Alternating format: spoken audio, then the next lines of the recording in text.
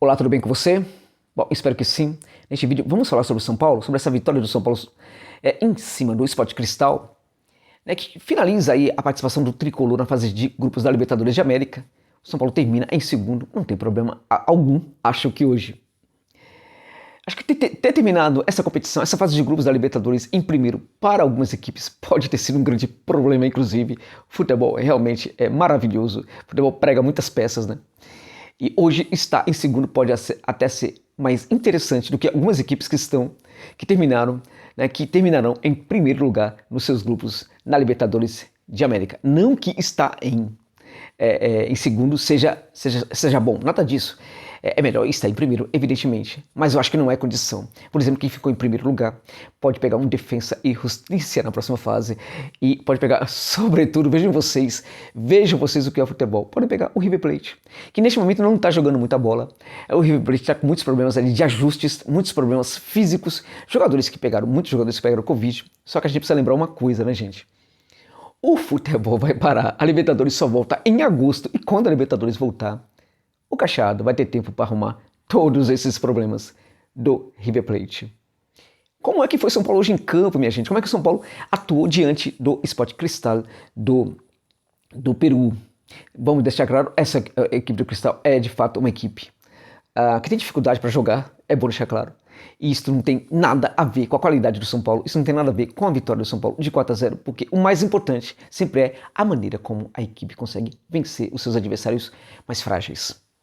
Importa também reconhecer que o São Paulo hoje, mesmo que tenha jogado contra um adversário mais frágil, foi a campo com um time completamente alternativo. Um monte de jogador reserva mesmo, sabe? É interessante que em uma situação como essa, um técnico brasileiro até pode levar uma equipe alternativa para campo, mas sempre leva pelo menos uns 2 titulares ali, para dar aquela mistura, né? Porque, em geral, ele tem medo de, numa situação dessa, acabar perdendo a partida e receber muita crítica. E, além disso, muitas vezes, além de levar uns 2 ou 3 titulares ali para a equipe principal, também leva alguns daqueles titulares para o banco de reservas. Quando o resultado está ruim, os titulares entram.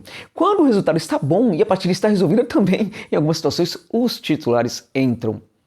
O Crespo teve a coragem de bancar uma equipe completamente alternativa. E por que isso também é importante? É importante porque isso faz com que aquele jogador que não seria muito utilizado por um outro técnico, aquele jogador tenha sempre a esperança, a expectativa de que será utilizado pelo técnico. Isso o faz se esforçar demais nos treinamentos, isso o faz estar sempre conectado ao projeto da equipe, isso o faz sempre respeitar e legitimar o trabalho do técnico. E quando o jogador legitima o trabalho do técnico, quando o jogador respeita o que o técnico está fazendo dentro de campo, ele vai a campo para defender as ideias táticas deste treinador. E importa também apontar aqui que algo muito interessante. Por que com uma equipe tão alternativa dessa a coisa funcionou tão bem? Por que com a equipe... Porque você pode falar assim, não, Josa, mas o Cristal era muito fraco, então mesmo que você coloque uma equipe reserva, daria para vencer. O que vocês estão se esquecendo é que uma equipe reserva como essa, nem sempre ela treina desse jeito, nem sempre esses jogadores estão juntos treinando, até porque há muitos outros jogadores no elenco do São Paulo, e nem sempre essa equipe que foi a campo hoje é a equipe que treina, gente. Nem sempre ela recebe a maior atenção do treinador. Quando a gente pensa, por exemplo, o Rodrigo Nestor, ele é um jogador que, em geral, aparece na equipe principal. Ele não aparece nessa equipe. Então, quando temos uma equipe muito alternativa, alguns desses jogadores estão dentro de campo, quase que montando essa equipe. Só que o que a gente vê em campo hoje é que esses jogadores, mesmo alguns jogadores bem alternativos ali que quase não jogam, eles estavam em campo hoje não montando a equipe, mas uma equipe montada. Então, a gente pode reconhecer aqui que essa equipe, o padrão coletivo do São Paulo, está já de tal forma construído que mesmo quando se muda muitos jogadores, a equipe tende a ter um comportamento tático parecido, né, àquele comportamento que costuma apresentar com a equipe principal, com a equipe titular. Foi realmente uma partida interessante. Achei que o São Paulo soube vencer muito bem numa boa, vencer muito bem de boa, sem precisar grandes esforços, sem precisar sofrer dentro de campo, sem sofrer pressão, sem ter susto, gente. sem ter muitos sustos. E é interessante que alguns jogadores, em geral, criticados por alguns de vocês torcedores, hoje foram muito bem na partida. Vamos aqui pensar a escalação dessa equipe do São Paulo, como é que ela foi a campo. Olha que time alternativo, gente. Imagine vocês se algum de vocês pensaria que num jogo de Libertadores, mesmo o São Paulo classificado, vocês conseguiriam imaginar que esses caras iriam mesmo para campo? O PR, né, o Diego Costa, Rodrigo e o Bruno Alves na primeira linha, Orejuela, Nestor, Shailon e Wellington na segunda linha, com o Hernandes ali, às vezes atuando um pouco mais à frente, às vezes compondo essa linha, tornando-a uma linha de 5 ali no meio de campo. À frente, o Éder e o Rani Rojas. Muito interessante, né, gente? Um time bem alternativo mesmo. Só que o padrão de jogo do São Paulo esteve em campo com esse time alternativo.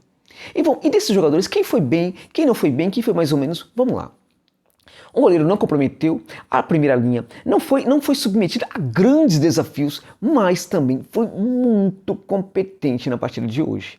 O Rodrigo foi ok, um jogador que, em geral, é um tanto quanto criticado, hoje não comprometeu, acho que foi até bem, mas foi ok, digamos que no máximo ele foi ok. O Bruno Alves na mesma linha, né? Acho que até um pouco melhor até do que o Rodrigo, não foi mal também. Agora, o Diego Costa jogou uma enormidade, meus amigos. O Diego Costa é aquele jogador que muitas pessoas já falam, não serve para o São Paulo, é muito fraco, não sabe marcar, não sabe compor a primeira linha, não tem entendimento do que é ser um defensor. O Diego Costa hoje jogou uma enormidade, gente. Foi um dos melhores jogadores em campo, sem dúvida nenhuma. Um pouco à frente a gente teve ali Orejuela, Nestor, Shailon e Wellington. Orejuela muito mal. Provavelmente está mal assim por causa da condição física. Sem condição física, o jogo desse atleta não funciona e é muito visível que ele não está no melhor da sua condição física. E até em função disso, no jogo de hoje, não conseguiu ir bem na partida. Esteve abaixo, bem abaixo dos demais jogadores. O Rodrigo Nestor foi ok, foi também um jogador, foi bem na partida, fez uma partida muito interessante. O Wellington fez uma partida, digamos que ok, nada muito demais, ok, do ok para bom, mas ok. Agora, o Shailon, que é outro que muita gente critica, o que jogou o Shailon foi também outra enormidade. Então, o Shailon, juntamente com o Diego Costa, foram dois jogadores que geralmente são muito criticados e que hoje deram uma resposta muito positiva. O que eles mandam de recado para os torcedores e o que ele deixa de recado também para a comissão técnica do São Paulo? De que eles podem sim ser utilizados no tricolor, nessa equipe do Crespo. Eles podem sim ser muito úteis para a equipe do Crespo. Eles podem sim crescer na equipe do São Paulo. O Diego Costa, muita gente... Olha, vamos ser claros, né? Se o Diniz estivesse na equipe, o Diego Costa hoje, provavelmente, até ele talvez quisesse sair do São Paulo, quisesse ser emprestado, a coisa não estaria muito boa. Mas hoje, sob o comando do Crespo, a coisa é muito diferente. Sempre voltar essa ideia, né, gente? A gente tem os mesmos jogadores, né? E é um comportamento completamente diferente, né? A gente vê essa galera de Cotia empoderada, essa galera de Cotia acreditando que as coisas boas podem ser possíveis. Eles acreditam que podem ser muito úteis para a equipe, eles acreditam que podem crescer na equipe e também podem contribuir para o crescimento da equipe. A gente vê isso no comportamento dos garotos. E isso, minha gente, só acontece, eu posso dizer para vocês com toda certeza, isso só acontece por causa da troca de comando. Com o Diniz, muitos desses garotos não estariam acreditando tanto que poderiam ser úteis para o São Paulo. E quando entrassem na equipe, provavelmente entrariam com um grande peso nas costas. A coisa poderia ser muito complicada. Hoje não. A gente vê certa leveza até em alguns jogadores. Tem um ou outro que não funciona. Josa, tudo bem, é normal. Sempre vai ter um ou outro que não vai funcionar muito bem. O Hernandes é um caso interessante, é um caso para nós pensarmos. O Hernandes, o que ele já foi para o São Paulo, o que ele é hoje para o São Paulo, até em função daquilo que ele já foi para o São Paulo, talvez seja o caso de pensar, da direção do São Paulo, pensar sinceramente se ainda vale a pena insistir com o Hernandes. Talvez fosse o caso enfim, dessa comissão, desses dirigentes do São Paulo, criar ali alguma coisa, uma transição do Hernandes, de jogador do clube, um jogador muito importante para a história do São Paulo, uma transição para ele virar talvez um membro da comissão técnica, ou talvez um dirigente do São Paulo, um dirigente das categorias de base, por exemplo, contribuir para o trabalho na base, ou mesmo fazer parte da comissão técnica, enfim, fazer um trabalho ali de transição para esse jogador. Ele até merece isso, pelo que ele já significou para o São Paulo. É também um São Paulo, um jogador que certamente torce muito para o São Paulo, tem o São Paulo na alma, mas infelizmente quando a gente olha o Hernani jogando hoje, a gente percebe que o jogo dele não apresenta um mínimo de competitividade, infelizmente. E em função disso, ele também hoje não jogou bem, não foi bem, esteve muito abaixo, assim como o Orejuela também. E o Éder foi mais ou menos, não comprometeu, mas também a gente percebe que não está no melhor da sua condição física. Está em baixa física e em função disso também não conseguiu jogar. E o Rojas, para mim, foi o terceiro melhor jogador. Foi um dos três melhores jogadores, né? Acho que o Nestor também foi bem, mas eu acho que os três melhores foram o Rojas, o Diego Costa e também o Shailon. Vejam vocês, o Shailon e o Diego Costa foram dois dos 3 ou 4 melhores jogadores do São Paulo nessa partida. Gente, é o Crespo no banco de reservas. O título foi muito em função de Cutia e do Crespo. Essa vitória de hoje foi muito em função do Crespo, que acreditou nessa garotada, acreditou nesse time alternativo, achou que as coisas funcionariam, muito técnico ficaria com medo, mesmo já classificado, não levaria um time desse para campo. E foi muito importante que o São Paulo tenha vencido e de goleada com esse time alternativo.